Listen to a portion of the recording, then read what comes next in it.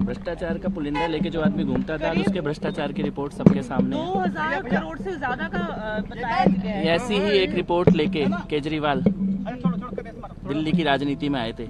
आज ऐसी रिपोर्ट उनके भ्रष्टाचार के खिलाफ दिल्ली की जनता के सामने है। और शर्मनाक बात यह है कि केजरीवाल और उनका गैंग का कोई आदमी इस पे मुंह खोलने को तैयार नहीं है। ये रिपोर्ट आज टेबल हुई है, ये सार्वजनिक होगी, दिल्ली की जनता के एक एक व्यक्ति तक जाएगी।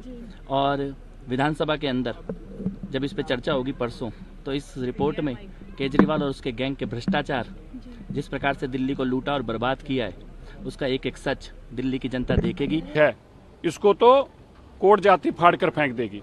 अब समझ में आया, आज कैग रिपोर्ट में आप पढ़ेंगे, कैग रिपोर्ट में क्या कहा गया। उसमें बताया गया कि किस तरह से अरविंद केजरीवाल जी के मंत्रियों ने इस पॉलिसी को, जो कंप्लेंट आई थी, उसको दरकिनार करते हुए इस पॉलिसी को बनाने का काम किया।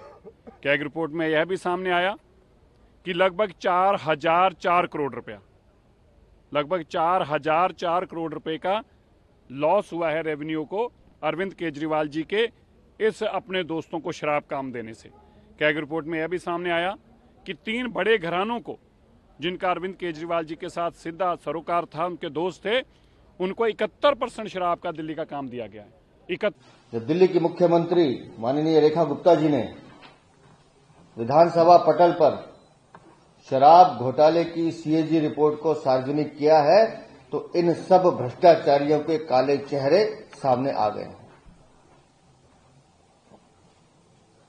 और हम पूरे चुनाव में कहते रहे, लगभग पिछले 2 साल में बार बार हमने ये कहा कि अगर दिल्ली में कोई शराब का दलाल है तो वो केजरीवाल है।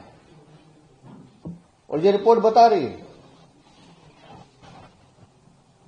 कि कैसे 2002.68 करोड़ का रेवेन्यू लॉस दिल्ली की सरकार को किया गया। ये तो रेवेन्यू लॉस है दिल्ली की सरकार का, अभी वो भ्रष्टाचार का पैसा अलग है जो उन्होंने लूटा है।